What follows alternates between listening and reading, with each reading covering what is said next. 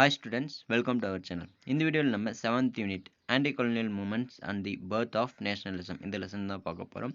anti-colonial movements அப்படின்னு சொன்னா என்னன்னா காலனி ஆதிக்கத்திற்கு எதிரான இயக்கங்கள், அதுக்கப்புறம் and the birth of nationalism தேசியத்தின் எழுச்சி அப்படி தோற்றம், அதை பற்றி தான் இந்த வீடியோவில் நம்ம பார்க்க போகிறோம். சரியா, இந்த லெசனுக்குள்ளார போகிறதுக்கு முன்னாடி ஒரு ஸ்மால் இன்ஸ்ட்ரக்ஷன் கொடுத்துரும். லாஸ்ட் லெசன், அதாவது 6th யூனிட்ல என்ன பார்த்துருப்போம் அப்படின்னு சொல்லி பார்த்தீங்கன்னா 1800 வரைக்கும், அதாவது பாளையக்காரர்கள், புலித்தேவர், வேலுநாச்சியார், வீரபாண்டிய கட்டபொம்மன் இவங்கெல்லாம் எப்படி பிரிட்டிஷ் ஆட்சியை எதிர்த்தாங்க அப்படின்றத பார்த்தோம். 1800க்கு அப்புறமா என்ன நடக்குது அப்படின்னு சொன்னால், British most of the Indian கான்டினென்ட்டில் இருக்கக்கூடிய எல்லா பிளேசஸுமே அவங்களோட கண்ட்ரோல் கீழே கொண்டு வந்துடுறாங்க. அவங்களோட கண்ட்ரோல் கீழே கொண்டு வரும்போது இங்கே இருக்கக்கூடிய மக்கள், அதாவது நிறைய அட்மினிஸ்ட்ரேஷனில், ரெவன்யூ சிஸ்டமில் நிறைய சேஞ்சஸ் கொண்டு வராங்க. அந்த சேஞ்சஸ் எல்லாம் நிறைய மக்கள் பாதிப்படைகிறாங்க. நிறைய பாதிப்படைஞ்ச அந்த மக்கள் இங்கே பிரிட்டிஷ் ஆட்சியை எதிர்த்து நிறைய போராட்டங்கள் பண்ணுறாங்க. சரி, அந்த போராட்டங்கள்லாம் என்னென்ன, அதுக்கப்புறம் இந்திய அளவில் ஒரு கட்சி தேசிய அளவில் உருவாகுது. அந்த கட்சி உருவாகிறதுக்கான காரணமெல்லாம் என்னென்ன அப்படிங்கிறத பற்றி இந்த லெசனில் பார்க்க போகிறோம். First introduction. On 23rd June 9, 1757,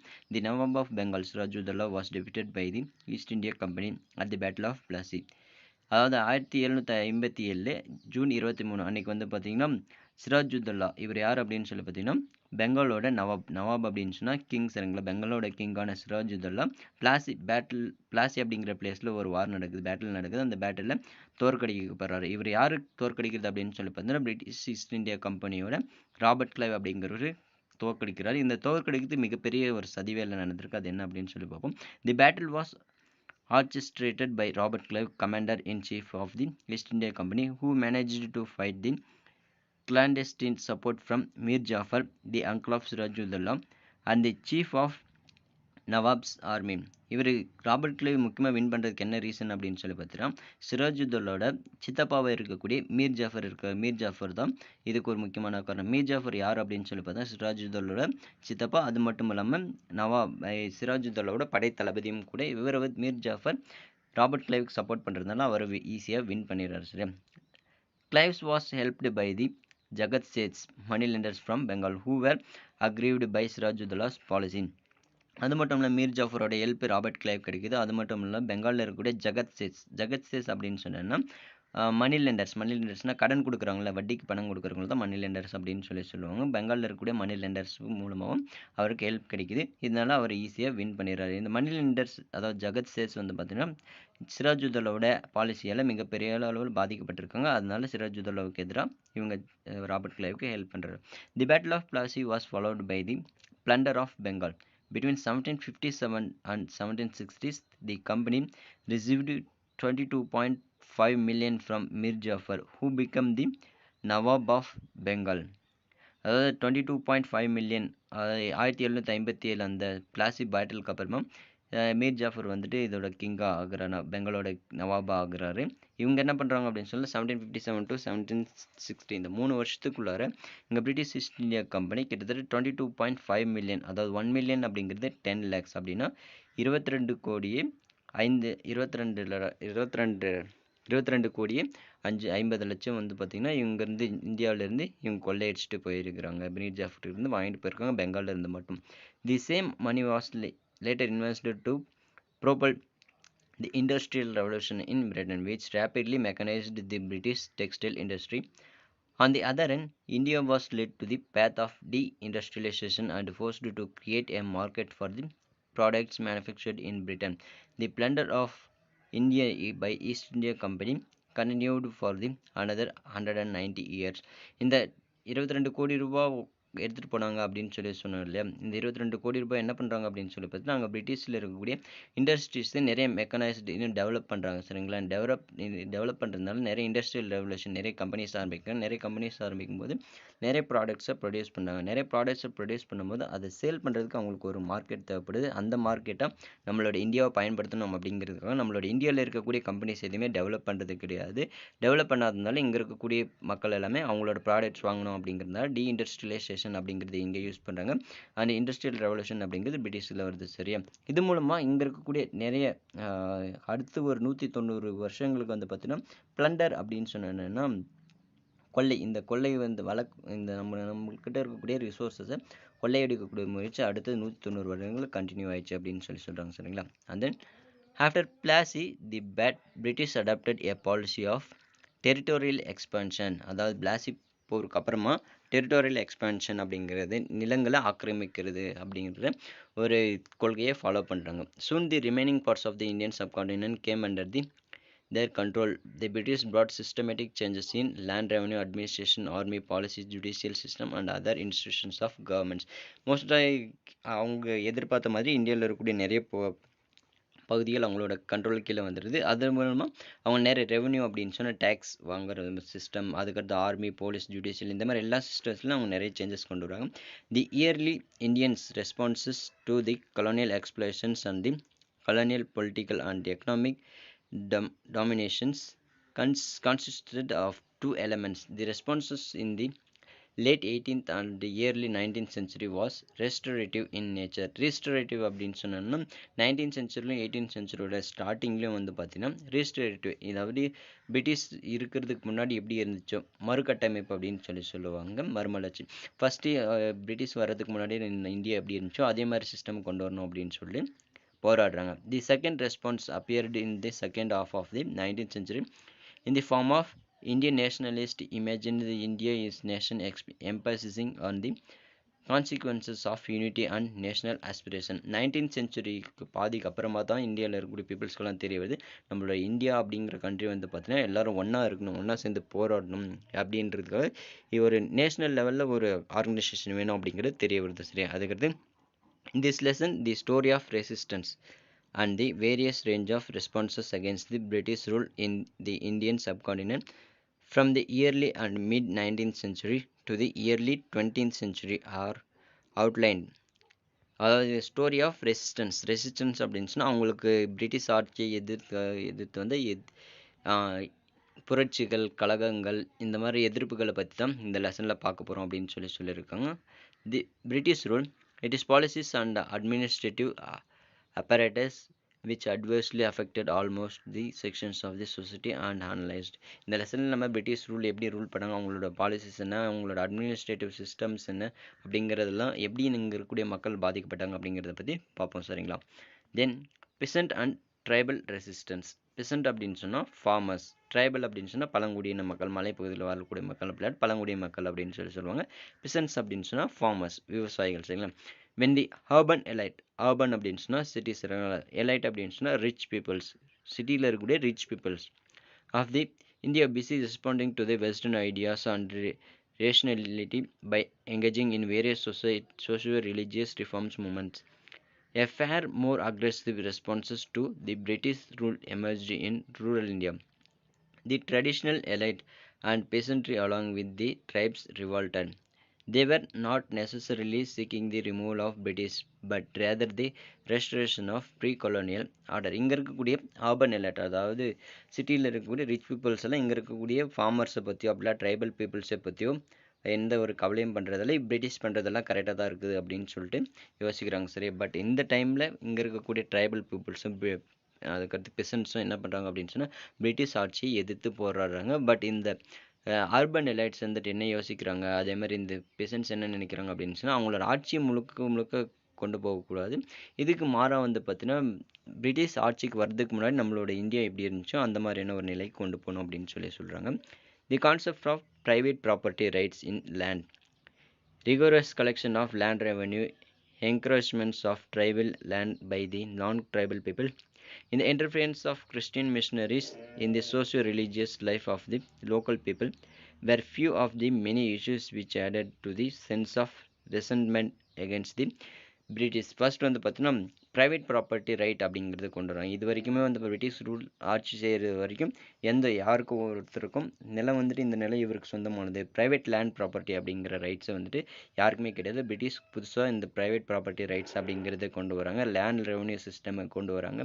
அதுக்கடுத்து புதுசாக கிறிஸ்டின் மிஷினரிஸை வந்து கொண்டு வராங்க. சரிங்களா? இது எல்லாமே வந்து பார்த்தோன்னா இங்கே இருக்கக்கூடிய பிசன்ஸும் அதே மாதிரி ட்ரைபல் பீப்புள்ஸும் பிரிட்டிஷ்க்கு எதிராக செயல்படுறதுக்கு முக்கிய காரணமாக இருக்குது. சரி, the tribal people in particular started looking at themselves invaders and encroachers. அதாவது ட்ரைபல் பீப்புள்ஸ் அவங்கள பிரிட்டிஷ்காரங்களை என்னென்ன நினைக்கிறாங்க அப்படின்னு சொல்லி பார்த்தீங்கன்னா அவங்களுக்கு எதிராக நமக்கு எதிராக படையெடுத்து வந்தவங்க இவங்க. இன்வேடர்ஸ் அப்படின்னு சொன்னால் படையெடுப்பாளைகள் அப்படின்னு சொல்லுவாங்க. படையெடுப்பாளைகள் அப்படி இல்லாட்டி நம்மளை கொள்ளையடிக்க வந்திருக்கவங்க இந்த பிரிட்டிஷ் பீப்புள்ஸ் அப்படின்னு சொல்லிட்டு ஒரு தாட் வந்துட்டு இங்கே இருக்கக்கூடிய ட்ரைபல் பீப்புள்ஸ் மலைவாழ் மக்களுக்கு ஏற்பட ஆரம்பிக்குது. The fundamental aspects of various tribal and peasants revolts that was that all of the tried to eliminate the most immediate and visible causes of their misery. There were nearly 100 peasants uprising during the British rule. They can be classified in the following categories. British rule பண்ணிட்டு இருக்கும்போது நூற்றுக்கணக்கான பெசன்ஸ் அப்படின்னு சொன்னால் farmers சரிங்களா. Farmers அதாவது விவசாயிகளின் புரட்சிகள் அப்படின்னா விவசாயிகளின் கிளர்ச்சிகள், விவசாயிகளின் போராட்டங்கள் அப்படின்னு சொன்னால் கிட்டத்தட்ட 100க்கும் மேற்பட்ட விவசாய கிளர்ச்சிகள் போராட்டங்கள் ஏற்பட்டிருக்கு அப்படின்னு சொல்கிறாங்க. அதை ஒரு 4 டைப்பாக பிரிக்கிறாங்க சரிங்களா. ஒன்று வந்து பார்த்தீங்கன்னா ரெஸ்டரேட்டிவ் ரிபெல்லியன். ரெஸ்டரேட்டிவ் ரிபெல்லியன் அப்படின்னு சொல்லி பார்த்தீங்கன்னா மறுசீரமைத்தல். ரீஸ்டோரேட்டிவ் மறுசீரமைத்தலுக்கான. ரிபெல்லியன் அப்படின்னு சொன்னால் கிளர்ச்சி அப்படின்னா புரட்சி அப்படின்னு சொல்லுவாங்க. அஜிடேஷன் அப்படின்னு சொன்னாலும் புரட்சி சரியா. Agitation of this type of relates to attempts to restore old order or old social relations. ஆரம்ப காலத்தில் பிரிட்டிஷ் ரூல் வர்றதுக்கு முன்னாடி எப்படி இருந்துச்சோ அந்த மாதிரி அந்த நிலைக்கு மறுபடியும் இந்தியாவை கொண்டு போகணும் அப்படிங்கிறது தான் ரெஸ்ட்ரிக்டிவ் ரெபெலியன்ஸ். அண்ட் ரிலீஜியஸ் மூமெண்ட்ஸ் அதாவது சமய இயக்கங்கள் அப்படின்னு சொல்லி ரிலீஜியஸ் அப்படின்னு சொன்னால் சமயம், மூமெண்ட்ஸ் அப்படின்னு சொன்னால் இயக்கங்கள். சச் அஜிடேஷன் இந்த மாதிரியான போராட்டங்கள் அஜிடேஷன் அப்படின்னு சொன்னால் போராட்டங்கள் were led by religious leaders who fought for the liberation அப்படின்னு சொன்னா விடுதலை of local populations of the restructuring society on certain religious principles. Religious மூமெண்ட்ஸ்னால் இந்த சமய இயக்கங்கள் யாரு வழிநடத்தி கொண்டு போனாங்க அப்படின்னு சொல்லி பார்த்தீங்கன்னா சமய தலைவர்கள். இந்த சமய தலைவர்களில் எதுக்காக பாடுபட்டாங்க அப்படின்னு சொல்லி பார்த்தா அங்கே இருக்கிற லோக்கல் பீப்புள்ஸோட லிபரேஷன் அதாவது சுதந்திரத்துக்காக போராடுறாங்க சொல்லுங்க. அதாவது சோசியல் பேண்டிட்ரி. சோசியல் அப்படின்னு சொன்னால் சமூகம், பேண்டிட்ரி அப்படின்னு சொன்னால் கொள்கை சரியா, சமூக கொள்கை அப்படின்னு சொல்கிறாங்க. The leaders of such movements were considered criminal by the British and the traditional elite but were looked upon the by their peoples as heroes or campaign heroes. அதாவது சோசியல் சமூக கொள்கைகள் இந்த இயக்கத்தில் லீட் பண்ணி கொண்டு போட்டிருந்த லீடர்ஸ் எல்லாமே அங்கே இருக்கக்கூடிய ரிச் பீப்புள்ஸாலையும் பிரிட்டிஷாலையும் வந்து பார்த்தீங்கன்னா அதாவது எதிரியாக பார்க்கப்பட்டாங்க. பட் அங்கே இருக்கக்கூடிய மக்கள் இருக்காங்க இல்லையா, சாதாரண மக்கள், அதுக்கடுத்து பெசன்ட்ஸ் எல்லாமே இவங்கள ஒரு ஹீரோவாக பார்க்குறாங்கன்னு சொல்லியிருக்காங்க. தென் மாஸ் இன்ஸ்ட்ரக்ஷன் அப்படின்னு சொன்னால் மக்களின் கிளர்ச்சி. மாஸ் அப்படின்னு சொன்னால் பீப்புள் அண்ட் இன்ஸ்ட்ரக்ஷன் அப்படின்னு சொன்னால் கிளர்ச்சி சரி. And usually leaderless and spontaneous uprising அதாவது லீடரே இல்லாமல் திடீர்னு ஸ்பான்டேனியஸ் அப்படின்னு சொன்னால் எதிர்பாராத அப்படிலாம் திடீர்னு ஏற்படக்கூடிய ஒரு புரட்சியை தான் மாஸ் இன்ஸ்ட்ரக்ஷன் அப்படின்னு சொல்கிறாங்க. Changes in the revenue system. இப்போ பிரிட்டிஷ் என்னென்ன சேஞ்சஸ் எல்லாம் கொண்டு வந்தாங்க அதில் ஏற்பட்ட ப்ராப்ளம்லாம் பார்ப்போம். Changes in the revenue system.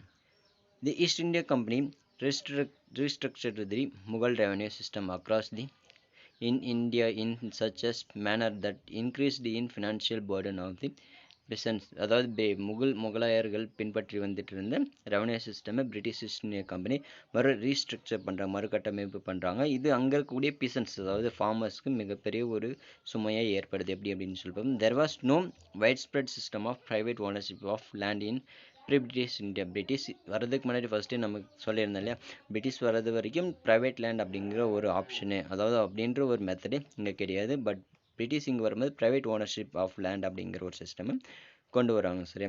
Pre British similarly zamindars and others who were to collect revenue and remit it to the government and never given the possession right on land. So the changes introduced by the British in land tenures as we studied in the standard 9th significantly altered the agrarian relations. இப்போ British வந்து என்ன பண்ணுறாங்க அப்படின்னு சொல்லும்போது ஜமீன்தாருக்கும் அவங்க ஜமீன்தார் இந்த மாதிரி land Lord's அவங்கக்கிட்ட எல்லாமே வந்து பார்த்தீங்கன்னா லேண்டை கொடுத்துட்றாங்க. நீங்கள் எங்களுக்கு இந்த லேண்டை வச்சுக்கோங்க, இந்த லேண்டில் எவ்வளோ பேரெல்லாம் வேலைக்கு வச்சுக்கோங்க. பட் இந்த லேண்டுக்கான இப்போ 100 ஏக்கர் இருக்குது அப்படின்னு சொல்லி இந்த 100 ஏக்கருக்கு எங்களுக்கு இவ்வளோ நீங்கள் டேக்ஸ் கட்டணும் அப்படின்னு சொல்லுவாங்க. இந்த ஜமீன்தார்ஸ் அந்த இருக்கக்கூடிய பீசன்ஸ்க்கு நிலங்களை வாடகைக்கு விட்டு அவங்ககிட்டருந்து டேக்ஸ் கலெக்ட் பண்ணி கவர்மெண்ட்டுக்கு சப்மிட் பண்ணுவாங்க சரிங்களா. அதுக்கடுத்து subletting of land. The practices of letting out of subletting அப்படின்னு சொன்னால் கீழ்குத்தகை அப்படின்னு சொல்லுவாங்க சரிங்களா. கீழ்குத்தகை அதாவது பிரிட்டிஷ்கிட்ட இருந்து ஜமீன்தார் வாங்குறாங்க, ஜமீன்தார் இன்னொருத்தருக்கு வாடகைக்கு கொடுக்குறாங்க, அப்படி இல்லாட்டி குத்தகைக்கு விடுறது தான் சப்லெட்டிங் ஆஃப் லேண்ட் அப்படின்னு சொல்லி the practice of letting out and subletting of land complicated to agrarian relations. Zamindars often sublet land to many subordinate lords who were in the return collect to a fixed amount of revenue from the peasants. This increased the tax burden of the peasants. இப்போ வந்து பார்த்தீங்கன்னா ஜமீன்தார்ஸ் அப்படிலாம் land கிட்ட British East India company கொடுக்குறாங்க. அந்த லேண்டில் அவங்களுக்கு கீழே இருக்கக்கூடிய அவங்களோட ஃப்ரெண்ட்ஸ் ரிலேட்டிவ்ஸ்க்கு அந்த லேண்டை கொடுக்குறாங்க. இப்போ வந்து பார்த்தீங்கன்னா இப்போது பிரிட்டிஷ் 10 ரூபா டேக்ஸ் விதிச்சாங்க அப்படின்னு சொன்னால் ஜமீன்தார்ஸ் ஒரு 15 ரூபா விதிப்பாங்க. பட் ஏதாவது அவங்க ஃப்ரெண்ட்ஸ் ரிலேட்டிவ்ஸ் இருக்காங்க இல்லையா, அவங்க வந்து பார்த்தீங்கன்னா இன்னொரு 5 ரூபா சேர்த்து 20 ருபீஸ் கொடுக்கணும். பட் இங்கே பிசன்ஸ் அதாவது ஃபார்மர்ஸ் பே பண்ண வேண்டிய அந்த 10 ருபீஸ் டேக்ஸ் இங்கே 20 ருபீஸாக அதாவது இன்க்ரீஸ் ஆகி வர்றதுனால இங்கே இருக்கக்கூடிய மக்களுக்கு இந்த சிஸ்டம் வந்துட்டு மிகப்பெரிய ஒரு பேர்டனாக இருக்குது. சரியா, இதே இது போராட்டங்கள் நடக்குது. அதெல்லாம் என்னென்ன போராட்டங்கள் அப்படின்னு சொல்லி பார்ப்போம். பிசன்ட் அப்ரைசிங்ஸ், அதாவது பிசன்ட் அப்படின்னு சொன்னா விவசாயிகள், அப்ரைசிங் அப்படின்னு சொன்னால் கிளர்ச்சிகள், விவசாயிகளின் கிளர்ச்சிகள் என்னென்னலாம் அப்படின்னு சொல்லி பார்ப்போம். The peasants revolutions began to erupt in early 19th century and continued till the very end of the British rule in India. அதாவது 19th centuryயோட ஸ்டார்டிங்கில் இந்த எரப்ட் அப்படின்னு சொன்னால் வெடிக்க ஆரம்பிக்குது. பிசன்ட் அப்ரைசிங்ஸ் அதாவது ஃபார்மர்ஸோட போராட்டங்கள் வெடிக்க ஆரம்பிக்குது 19th centuryயோட ஸ்டார்டிங்கில். பிரிட்டிஷோட ஆட்சி முடிவுக்கு வர்றது வரைக்குமே இந்தியாவில் இந்த விவசாயிகளின் கிளர்ச்சிகள் போராட்டங்கள் நடந்துட்டு தான் இருந்திருக்கு. Many of these revolts were led by religious leaders who treated the British rules as invasion into the socio-religious life of the people of India. இங்கே இருக்கக்கூடிய இந்த போராட்டங்கள் பெசன்ட் அப்ரைசிங்ஸ் இருக்கு இல்லையா, விவசாய கிளர்ச்சிகள் எல்லாமே இங்கே இருக்கக்கூடிய மத தலைவர்களால் வழிநடத்தப்பட்டிருக்கு அப்படின்னு சொல்லி சொல்கிறாங்க. சரி, இவங்க இந்தியா மீது போர் தொடுத்து வந்தவங்க, இந்தியாவில் இருக்கக்கூடிய எல்லா செல்வ வளங்களும் கொள்ளையடிச்சிட்டு போக வந்தவங்க அப்படின்னு சொல்லிட்டு அவங்க சரிக்கிறாங்க. அதில் முக்கியமான ஒரு மூமெண்ட் எது அப்படின்னு சொன்னால் ஃபராசி மூமெண்ட். ஃபராசி மூமெண்ட்டை யார் ஆரம்பிக்கிறாங்க, யார் வழிநடத்தி கொண்டு போகிறாங்க, இதில் முக்கியமான நோக்கம் என்னென்ன அப்படிங்கிறத பற்றி பார்ப்போம். Faraizi movement. Faraizi movement launched by Haji Shariatullah in 1818. Haji Shariatullah அப்படிங்கிறவர் தான் இந்த ஃபராசி மூமெண்ட் அப்படிங்கிறது ஆரம்பிக்கிறார் 1818. In the parts of eastern Bengal advocated the participants to abstain from unIslamic activities. Islam மதத்துக்கு எதிராக இருக்கக்கூடிய எந்த ஒரு செயலையும் இதில் இருக்கக்கூடிய மக்கள் யாரும் இந்த இயக்கத்தில் இருக்கக்கூடிய யாரும் செய்யக்கூடாது அப்படின்னு சொல்லிட்டு ஹாஜி சரியத்துல்லா சொல்கிறார். சரியா, this brought him into direct conflict with zamindars and subsequently with British who favored to zamindars to suppress the peasant uprisings. இவர் இப்படி சொன்னதுனால இஸ்லாம் மதத்துக்கு எதிராக யாரும் செயல்படக்கூடாது அப்படின்னு சொல்லி சொன்னதுனால இங்கே இருக்கக்கூடிய ஜமீன்தாரோட எதிர்ப்புகளை இவருக்கு எதிர்ப்பு தெரிவிக்கிறாங்க. ஜமீன்தார் எதிர்ப்பு தெரிவிக்கிறதுனால பிரிட்டிஷ் ஈஸ்ட் இந்தியா கம்பெனியும் இவர் ஹாஜி சரியத்துல்லாவை எதிர்க்கிறாங்க. சரிங்களா, after the death of Shariatullah in 1839, the rebellion was led by his son Dudu Mian, who called upon the peasants do not to pay tax. அதாவது 1839 ஷாஜி சரியத்துல்லா இறந்து போயிடுறாரு. அவர் இறந்ததுக்கு அப்புறமா அவரோட மகனான டூடு மியான் இந்த இயக்கத்துக்கு தலைமையேற்று நடக்கிறாரு. இவர் தலைமையேற்ற உடனே பிசன்ஸ் அதாவது விவசாயிகள் யாரும் டேக்ஸ் பே பண்ண வேணாம், வரி கொடுக்க வேணாம், peasants not to pay tax அப்படிங்கிறத அனௌன்ஸ் பண்ணுறாரு. It gain popularity in a simple doctrine that land and wealth should be equally enjoyed by the common folk.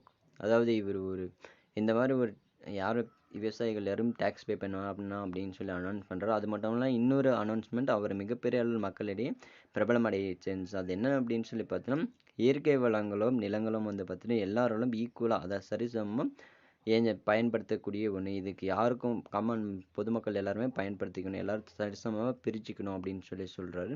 அதுக்கு Dudu Miyan laid emphasis on the egalitarian nature of religious and declared that land belongs to God and collecting rent or living taxes on it was therefore against divine law. அதாவது இவர் இன்னொரு கருத்தை முன்வைக்கிறார். அது என்ன அப்படின்னு சொல்லி பார்த்தீங்கன்னா land belongs to God, அதாவது நிலம் வந்து பார்த்தீங்கன்னா கடவுள்கிட்ட இருந்து வந்தது. இந்த நிலத்துக்கு டேக்ஸ் பே பண்ணுறதோ அப்படி இல்லாட்டி வாடகை வரி விதிக்கிறதோ அப்படி இல்லாட்டி வரி கலெக்ட் பண்ணுறதோ இதெல்லாமே வந்து பார்த்தீங்கன்னா கடவுளின் கொள்கைகளுக்கு எதிரானது அப்படின்னு சொல்லி அனௌன்ஸ் பண்ணுறாரு. Sir, large number of peasants were mobilised through a network of village organisations. நிறைய மக்கள் வந்து பார்த்தீங்கன்னா வில்லேஜ் நெட்ஒர்க் ஆர்கனைசேஷன் மூலமாக இவர் கீழே டூடு மியான் கீழே செயல்பட ஆரம்பிக்கிறாங்க. There were violent clashes through 1840s and 1850s with the Zamindars and planters. After the death of Dudumia in 1862, there was revived in the 1870s by நோவாமியான். 1862 டூடுமியான் இறந்து போயிடுறார். இவர் இறந்து போனதுக்கு அப்புறமா ஒரு 8 இயர்ஸ் அடுத்து நோவாமியான் அப்படிங்கிற ஒரு தலைமையில் இந்த ஃபராசி மூமெண்ட் அப்படிங்கிறது மீண்டும் புத்துயிர் பெறுது. சரியா? அதுக்கடுத்து வஹாபி ரெபிலியன். வஹாபி ரெபிலியன் என்ன, இதோட இம்பார்ட்டன்ஸ் என்ன அப்படின்னு சொல்லி போகும். The Wahabi rebellion was an anti imperial and anti landlord movement. It originated in around 1827 on the Bazarat region of Bengal. இது ஒரு இம்பார்ட்டன்ட்னு 1 மார்க் புக் பேக்கில் கேட்டிருக்காங்க, நோட் பண்ணிக்கோங்க. சரிங்களா? வஹாபி ரெபிலியன் அப்படிங்கிறது பார்த்தீங்கன்னா லேண்ட்லார்ட்ஸ்க்கு எதிராகவும் அங்கே இருக்கக்கூடிய பிரிட்டிஷ்க்கு எதிராகவும் ஏற்படுத்தப்பட்ட முதல் போராட்டம் அப்படின்னு சொல்லி சொல்கிறாங்க. 1827 நடக்குது. இது பராசத் அப்படிங்கிற பிளேஸில் நடக்குது. சரி, பராசத் எங்கே இருக்குது அப்படின்னு சொன்னால் பெங்காலில் இருக்குது.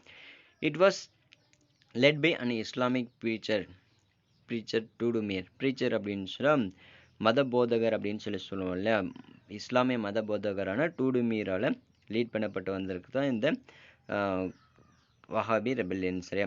அதுக்கடுத்து தி டூடுமியர் who was deeply influenced by Wahhabi teachings, he became the influential figure among the predominantly Muslim peasantry oppressed under the coercive zamindari system. However, the fact that the majority of zamindars were Hindus gave this movement an anti in the competition. அதாவது இங்கே இருக்கக்கூடிய இவர் டூடுமியர் என்ன பண்ணுறோம் அப்படின்னு சொல்லி பார்த்தீங்கன்னா, அங்கே இருக்கக்கூடிய விவசாயிகளில் ஒன்று திரட்டி பிரிட்டிஷ்க்கு எதிராகவும் இந்த ஜமீன்தார் சிஸ்டத்துக்கு எதிராகவும் போராடுறது. ஆனால் இந்த போராடும் போது இந்த போராட்டத்துக்கு இங்கே இருக்கக்கூடிய ஜமீன்தார்கள்லாம் இந்துக்களாக இருக்கிறதுனால இந்த போராட்டத்துக்கு ஹிந்து மதத்துக்கு எதிராக இவங்க போராடுறாங்க. அப்படி இந்து மத சாயம் பூசப்பட்டது அப்படின்னு சொல்லலாம். ஆன்டி ஹிந்து காம்ப்ளெக்ஷன் அப்படின்னு சொன்னால் இந்து மத சாயம் பூசப்பட்டது, இந்து மதத்துக்கு எதிராக இவங்க போராட்டம் மதிக்கிறாங்க அப்படின்னு சொல்லி ஒரு போலியான தகவல் வெளியிடப்படுது. சரி, அதுக்கடுத்து on 6th November 1831 the first major attack was launched in the town of Purnia. 1831 November 6th Purnia அப்படிங்கிற டவுனில் வந்து பார்த்தீங்கன்னா முதல்ல போராட்டத்தை வெடிக்கிறாரு. Titumir immediately declare freedom from British rule. அந்த பூர்ணியா டவுன் இருக்குல்ல, அந்த பூர்ணியா டவுன் பிரிட்டிஷ் ரூல்லேருந்து நாங்கள் இண்டிபெண்டன்ஸ் வாங்கிட்டோம் அப்படின்னு சொல்லிட்டு உடனே டூடுமியர் அனௌன்ஸ் பண்ணுறாரு. இதனால் பிரிட்டிஷ் மிகப்பெரிய அளவில் கோபம் அடைகிறாங்க. இதனால் there was realization from the British and a large number of troops were sent to Nargalberia. Tudumir along with his 50 soldiers were killed in a struggle. இந்த போராட்டத்தில் இவ அனௌன்ஸ் பண்ண கொஞ்ச நாளில் வந்து பார்த்தீங்கன்னா பிரிட்டிஷ் மிகப்பெரிய அளவில் ஒரு ட்ரூப் அனுப்புகிறாங்க. ட்ரூப் அனுப்பி அவர் கூட இருந்த 50 சோல்ஜர்ஸையும் கொல்லப்படுறாரு. சரியா? இந்த end of the peasant rebellion clearly showed an awareness of the power structure in rural society and a strong will structure to restructure authority. The rebels were quite familiar with the political source of operation demonstrated in their actions against zamindari houses, their grain stocks and money lenders and the merchants. இங்கே இருக்கக்கூடிய டூடுமியரை கொண்டதுனால இங்கே இருக்கக்கூடிய மக்களுக்கு போராட்டக்காரர்களுக்கும் ஒரு விழிப்புணர்வு ஏற்படுது. நம்ம இந்த மாதிரி போராட்டம் பண்ணால் அவங்கள நம்மளை அடக்குவாங்க அப்படிங்கிறதுனால இங்கே இருக்கக்கூடிய மெர்ச்சன்ட்ஸ், அதாவது வியாபாரிகள், அதுக்கடுத்து ஜமீன்தார்ஸ், அவங்களுக்கு சொந்தமாக இருக்கக்கூடிய கிரானரிஸ், அதாவது தானிய களஞ்சியங்கள், இந்த மாதிரி அவங்களோட செல்வங்களில் எங்கெல்லாம் இருக்குமோ அதெல்லாம் சூறையாடுறாங்க. சரியா? At the time of the British state machinery which became forward to protect the local agents of operation was also attacked. These characteristics were reflected in the peasant movement in 20th century too. அதாவது ஜமீன்தார்ஸும் அங்கே இருக்கக்கூடிய மணி லெண்டர்ஸும் பிரிட்டிஷ்க்கு சப்போர்ட்டாக இருக்கிறதுனால இங்கே இருக்கக்கூடிய சாதாரண மக்கள் போராட்டம் பண்ணும்போது அப்படிலாட்டு போர் தொடுத்து வரும்போது இங்கே இருக்கக்கூடிய பிரிட்டிஷ் அவங்களோட சோல்ஜர்ஸை அனுப்பி அங்கே இருக்கக்கூடிய பீப்புள்ஸ்க்கும் ஜமீன்தார்ஸ்க்கும் மணி லெண்டர்ஸ்க்கும் பாதுகாப்பு கொடுக்குறாங்க. சரியா? தென் tribal uprising. Under the colonial rule for the first time in Indian history, government claimed a direct property right over forest. The British rule and its encouragements of commercialization of forests led to the disintegration of traditional tribal system.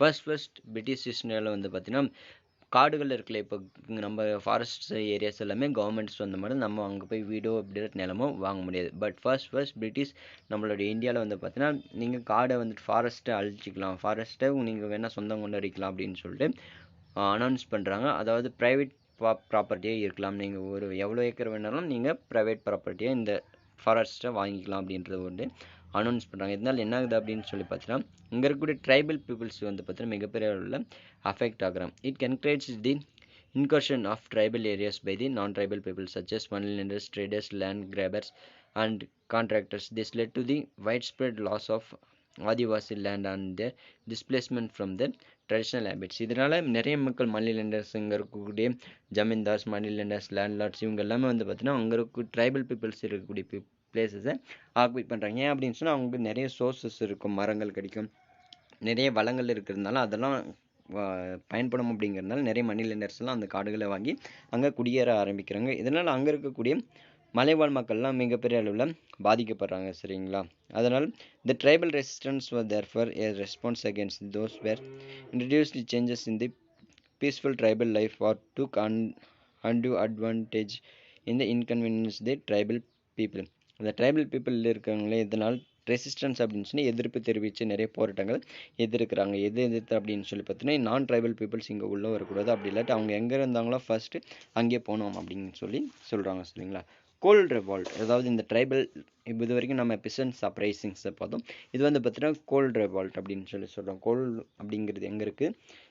One of the major tribal revolt, the Kol uprising of 1831 to 32 took place in Chota Nagpur and Singbang regions of Jharkhand and Orissa. Chota Nagpur வந்துட்டு Chhota Nagpur and சிங்மங் அப்படிங்கிற place தான் Jharkhand and Orissa ஸ்டேட்டில் இருக்கக்கூடிய places. அந்த பிளேஸில் நடந்த புரட்சி தான் கோல் ரெவால்ட் அப்படின்னு சொல்லுவாங்க. இந்த கோல் ரெவால்ட் 1831 to 32 இந்த 2 இயர்ஸ்குள்ளார நடக்குது. சரிங்களா? இதில் முக்கியமான லீடர்ஸ் யார் அப்படின்னு சொல்லி பார்த்தா பிந்த்ராய் அண்ட் சிங்ராய், இவங்களோட லீடர்ஷிப்போட இந்த கோல் ரெவால்ட் நடக்குது. சரியா?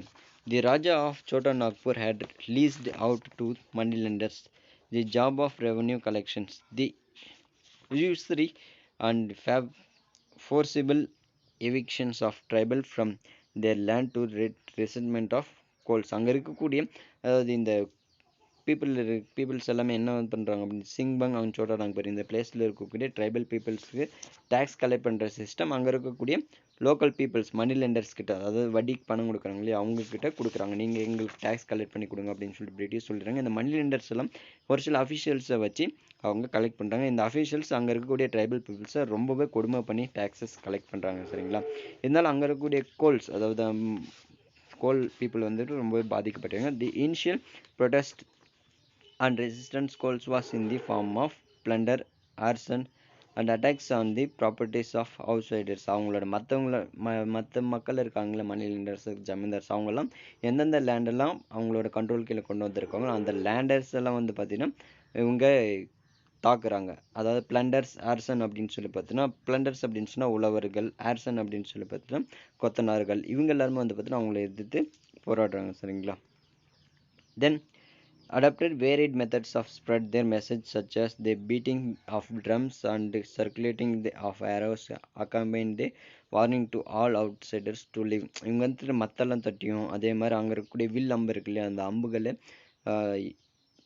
தாக்கியும் அன்புகள் மூலமாக தாக்கியும் இங்கே இருக்கக்கூடிய அவுட்லேண்டர்ஸ் எல்லாமே அவுட்சைடர்ஸ் எல்லாமே வெளியே போங்க அப்படின்னு சொல்லிட்டு அவங்களுடைய எதிர்ப்புகளை தெரிவிக்கிறாங்க. சரிங்களா? And goals organised and instruction in 1831 to 31, அதாவது மிகப்பெரிய ஒரு புரட்சி அப்படிலாட்டு கிளர்ச்சியை வந்து பார்த்தீங்கன்னா இவங்க ஏற்படுத்துகிறாங்க. கோல் மக்கள் 1831 to 32 ஏற்படுத்துகிறாங்க. சரிங்களா? அதுக்கடுத்து வந்து பார்த்தீங்கன்னா இதனால் இந்த கிளர்ச்சி மூலமாக என்ன ஆகுது அப்படின்னு சொல்லி பார்த்தீங்கன்னா, which was directed against government officers and money lenders. The Kol rebels took the control of the king's palace.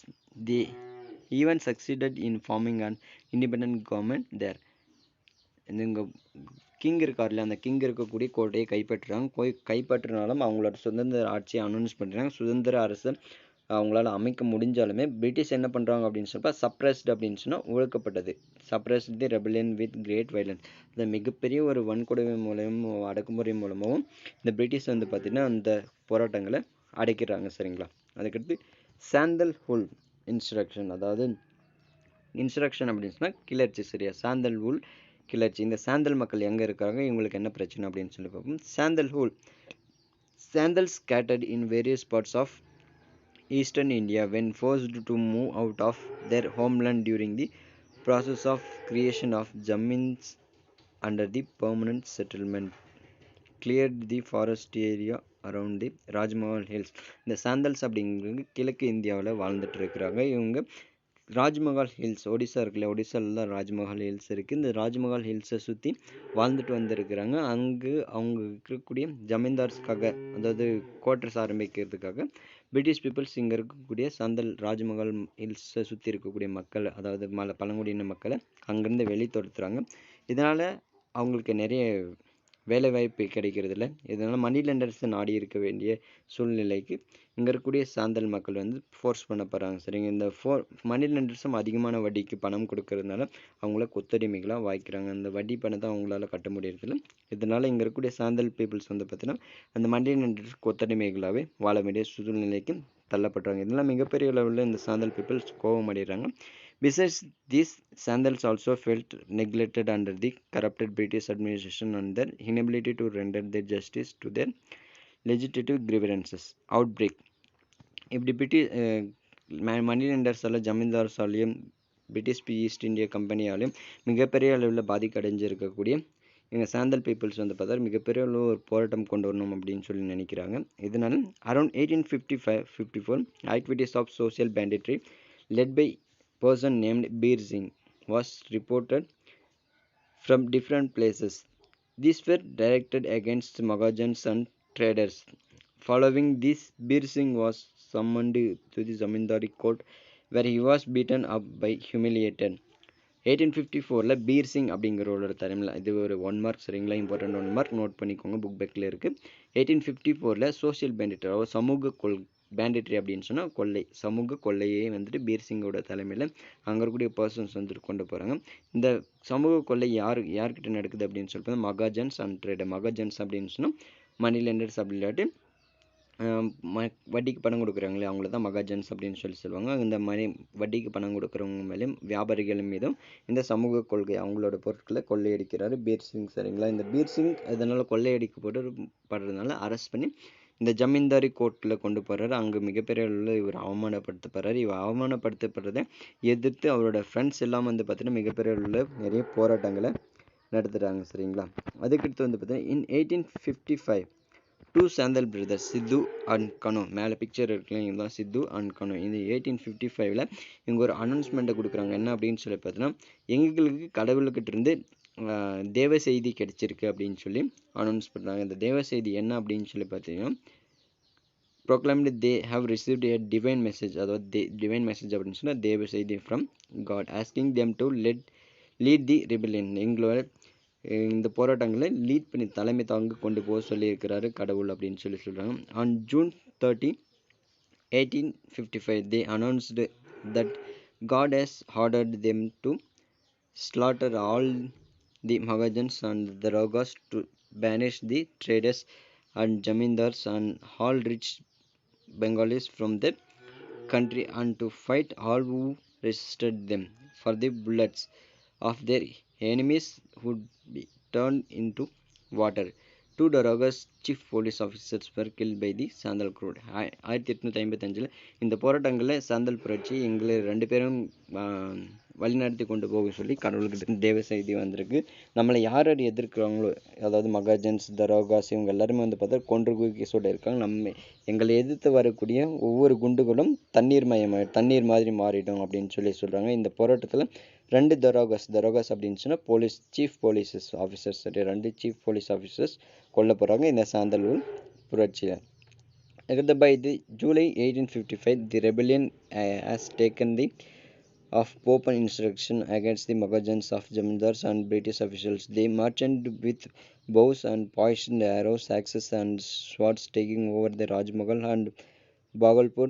By proclaiming them the company rule was about to end. 1885 ஜூலையில் வந்து பார்த்தீங்கன்னா மிகப்பெரிய அளவில் ஓப்பன் இன்ஸ்ட்ரக்ஷன், மிகப்பெரிய அளவில் அடக்குமுறை கிளர்ச்சி, அதாவது திறந்த வெளி புரட்சியை கொண்டு போகிறாங்க. இங்கே இருக்கக்கூடிய மக்கள் என்ன பண்ணுறாங்க அப்படின்னு சொல்லி பார்த்தா ஜமீன்தார்ஸ்க்கு எதிராக, பிரிட்டிஷ் அஃபிஷியல்ஸ்க்கு எதிராகவும், மகாஜன்ஸ்க்கு மணி லெண்டர்ஸ்க்கு எதிராகவும் போராட்டங்களை கொண்டு போகிறாங்க. அவங்க நிறைய ஈட்டிகளும் அம்புகளும் கொண்டு போகிறாங்க. அதாவது ஈட்டிகளில் விஷம் தடவப்பட்ட ஈட்டிகள்லாம் கொண்டு போய் மிகப்பெரிய அளவு போராட்டங்களை கொண்டு போகிறாங்க. எதுக்காக அப்படின்னு சொல்லி பிரிட்டிஷ் ஈஸ்ட் இந்தியா கம்பெனியோட ஆட்சி முடிவுக்கு கொண்டு வரணும் அப்படின்னு சொல்லி அனௌன்ஸ் பண்ணிகிட்டே போகிறாங்க. சரிங்களா, In the responsive villages were raided near properties destroyed by the British. Nearly 15 to 25,000 rebels were murdered before the insurrection was finally suppressed. Uh, these events compelled the British government to restructure the policies towards the tribal people. இந்த போராட்டங்கள் இந்த கோல் கிளர்ச்சியோட முடிவில் வந்து பார்த்தீங்கன்னா கிட்டத்தட்ட 15,000லேருந்து 25,000 மக்கள் வந்து பார்த்தீங்கன்னா கொல்லப்பட்டிருக்கிறாங்க அப்படின்னு சொல்லியிருக்காங்க சரிங்களா. இந்த மிகப்பெரிய அளவில் படுகொலை நடந்ததுனால பிரிட்டிஷ் அப்போ யோசிக்கிறாங்க, ஓ இவ்வளோ பேர் போராடுறதுனால நம்ம ட்ரைபல் பீப்புளுக்கான பாலிசிஸில் நம்ம ஒரு சில சேஞ்சஸ் கொண்டு வரணும் அப்படின்னு சொல்லி மறுகட்டமைப்பு பண்ணுறாங்க. இன் 1885 the act was passed to regulate the territories occupied by Sandals. The act formed the territory into a separate division called Sandal Propaganda. சொல்லுங்க.